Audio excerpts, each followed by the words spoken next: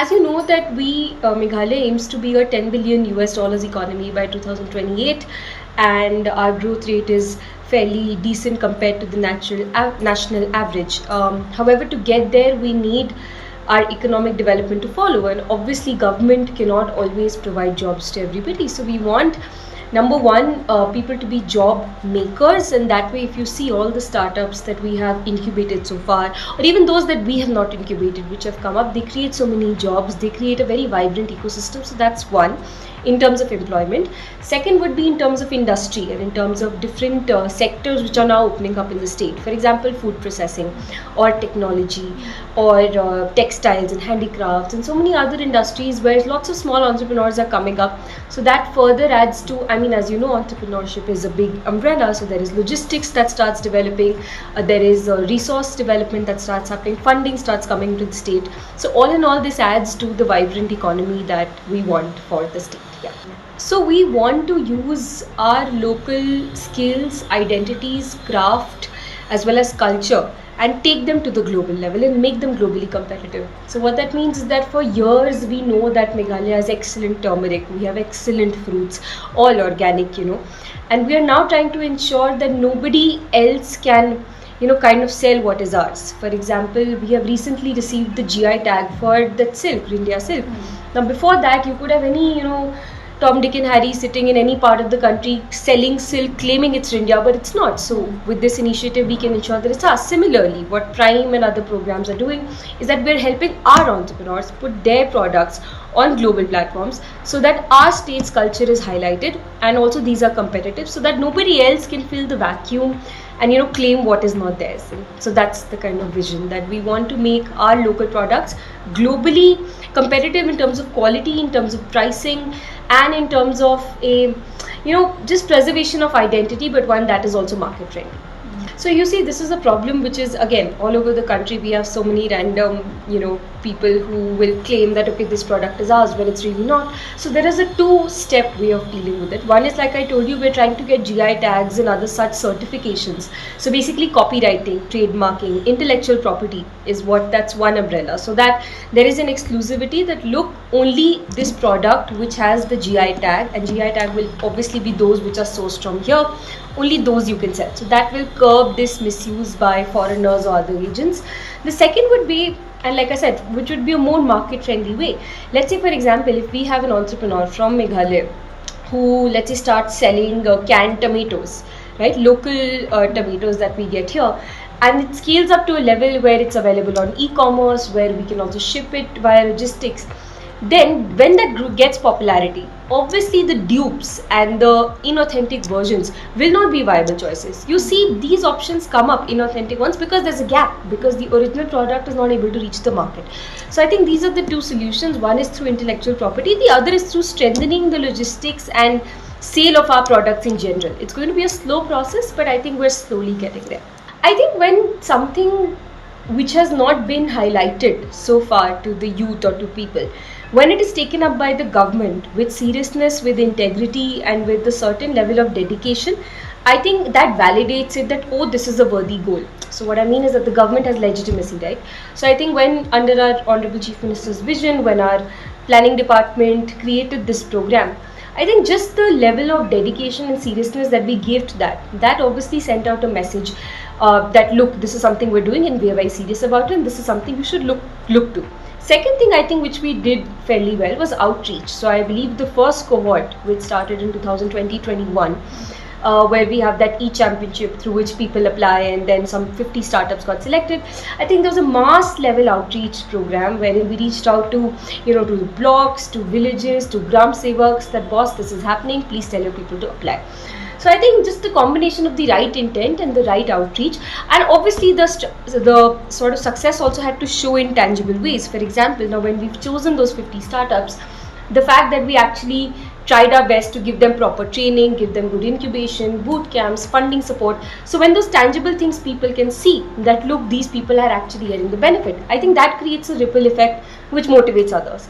So I think that that's building, and we're getting into a wave of entrepreneurship now. Hopefully we can also have a tsunami of entrepreneurship soon, but I think it's a process which is building. Yeah, Prime has 5-6 sectors. So what I talked about, top 50, top 75, obviously that is for mature startups. Who we are talking about, we have 2-3 verticals. One is called business facilitation. So we have a team here which has contacts at the block level offices. We have a entrepreneurship facilitation cell also at every block office. So BF and EFC. These are the two ways in which we exclusively try to reach to small entrepreneurs or budding entrepreneurs, if they have even a small idea. For example, right now, business facilitation is trying to do a training for Burning Heart, only for 15 women in Burning Heart. Handicrafts ke liye, we're doing a small workshop. Similarly, these small level workshops happen at business facilitation and EFC level. The second way we're helping small entrepreneurs is Prime Rural. So Prime Rural is also wing of Prime. We have trained 300 micro entrepreneurs through Prime Rural, where basically block wise we choose some 10 blocks for, let's say, one cohort. We make 3-member teams for each block, and each block then has these 3 people, and they do an extensive tour of the block, find like people jinke paas maybe they have the right product but they don't know how to package it, how to label it, or basically people who might have an idea but don't know what to tangibly do with it. So we identify those people. We've had 2 such cohorts so far, around 150 people in each cohort. So 300 micro entrepreneurs we have trained like that. So that's number 2. Third thing which we do is through our academia and partnership wing, we collaborate with lots of academic institutions and all to raise a general awareness, so that people who might have an idea but they don't know this is viable, we try to make them aware that look, we have these schemes, we have this kind of sector, why don't you come to us? So I think these 3 things cater to the micro entrepreneurs in the state. There are a bunch of people who are from our Prime Rural entrepreneurs who regularly showcase their products, let's say at several festivals which happen in Wards Lake, in Shillong. We have certain products like beautiful soaps that they are making red rice tea, lots of several entrepreneurs. I think the next step which we are trying to deal with is how to take them to the next level, which is take them outside of just, let's say, selling in the state to maybe onboarding them on a platform or connecting them to a broader market. So at that level, yes, we still have to go a long way, but they have definitely come out from where they had just began. So you have to understand that right now as we speak, we're in the process of doing a formal impact assessment of Prime. So obviously in a few months I will have that formal report. But other than that, we have done internal assessments, and on the basis of that I can tell you that there are several indicators of success. 202 startups we have incubated, which means these are those top 50, 75 through the CME championship program. And on an average, if you think that these startups are employing even 5 people directly and another 5 indirectly, so that's a very conservative estimate that I'm taking, because as you know, in any simple startup also you will have a logistics guy, you will have somebody to supply material, you will have skilling, etc. So 10 is the rough average we take. So that means around 20,000 jobs have been facilitated by the Prime program. That is one very direct indicator that I can provide to you right now. But we're undertaking a formal impact assessment right now, results of which will be out soon. I mean, this is just my opinion, I might be wrong, but I feel like every place has a USP, right? And I think chasing something just for the sake of it might not be the most advisable. So I think, and I mean, this is not just me, of course, this is our Honorable Chief Minister, our senior officials and everybody. We feel that our USP as a state is A, our community, and B, the local products that come out of this community. And if you see agri-processing, now I know what you're saying, that other states are talking about IT and Internet of Things and AI, you're stuck here in agri-processing. But you have to understand that there is a huge gap right now to be filled in terms of agri-processing. There is a huge demand for our products. Well, so if we can capture that low-hanging fruit, quite literally a fruit, give that, get us more money, ensure that, let's say, the coming generations, next generations have income security, I think that can also help us meet larger goals, like, have IT entrepreneurs who do really well. That's one. So which means first we play to our strengths, which is these kind of sectors, right, which is primary and secondary sectors. As for your question about skill, like IT type of startups, it's not like we're not helping them. We do have a few which are coming up and are doing well.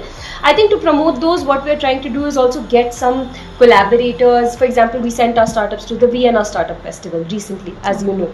We also send them to the Startup Mahakumbh. So with those kind of things, we're trying to promote a broader mindset so that more entrepreneurs, we also sent a few tech startups there so that they are motivated, encouraged to take up tech. But as you know, it's a market driven thing, so we pick up what is working and we try to push it to the next level. So I believe when the time comes, and I think we're slowly anyway moving towards it, but right now I think that balance is more towards primary and secondary industry, and I think that's completely good. Like, why not? Yeah. So like I told you, if the average, and again this is a rough average, if we take 5 direct jobs per startup and 5 indirect, I'm being very conservative, this is 10 jobs per startup. We have incubated 202, so directly that is 20,000 jobs. In addition to that, like I said, Prime Rural has also incubated 300 startups. These are not necessarily startups, but entrepreneurs, 300 entrepreneurs. You assume on an average 2 to 3 people at least that average entrepreneur is employing, so around 1,000 people there, 23,000. And the interesting thing about Prime is you cannot actually get the exact number there, because we've had so many programs with, let's say, various academic institutions, we've had international partnerships, that I'm sure even people who have not been incubated by Prime have been inspired, indirectly helped. So that number we don't have, but directly this is the number I can give you roughly, with the disclaimer that we're currently doing an impact assessment right now, so the exact number I will have in a few months, but that will definitely be more than this, not less. So just one message would be that we have entrepreneurship facilitation centers in all the blocks of the state, all the BDO offices, block offices. So if you just walk into your block office and ask for EFC, Entrepreneurship Facilitation Cell, you will be contacted to somebody who is in the block 24/7 to help even your small idea get some funding or get whatever help you need. So that would be step one. And if you think you are confident enough that you already have an idea, you need funding, or whatever it is, you can directly write to us and you can get all the support that you need. I mean, Prime office, we have 4 Prime hubs, one in Shillong, Tura and Ribhui, and sorry, the 4th one is upcoming in Jovai. So these are walk-in centers, anybody can walk in at any point of time, and we have an office space, we have staff, so whatever you need, you can definitely reach out there. So CM Elevate program consists of 13 schemes, and this is a game changer program in the sense it gives direct money in the hands of the people. So the schemes range from 35 to 75% subsidy, and we have, let's say, piggery scheme, we have goat farming, we have sericulture, we also have the any business venture, which means literally anything you want to do, sports and wellness. So wide variety of schemes that cater to a lot of entrepreneurs. And even if you're not catered to in any, we have the any business venture scheme, where literally you can apply for anything as long as it's financially viable. So we give them funding, it's released in tranches. And why it's a game changer is because CM Elevate really cuts through all the red tape. And so many, usually people say that getting money, especially directly from banks, is so difficult. So what we do is we act as that bridge where we, let's say, finance some of the projects, some we have partnership with, let's say, several banks. So we make it really easy for an entrepreneur today to get money. We're in the process of opening forms for CM Elevate again. We're also drafting new schemes in CM Elevate that will help more entrepreneurs, like tourism entrepreneurs or retail entrepreneurs. So we're trying to expand the ambit, and we think it's a game changer because it makes money easily available to people, because let's face it, money is what keeps businesses going, right? So yeah, that's the thing. Okay, thank you so much, ma'am. No problem. Thank you. So informative. Yeah, thank you so much for having me. Thank you.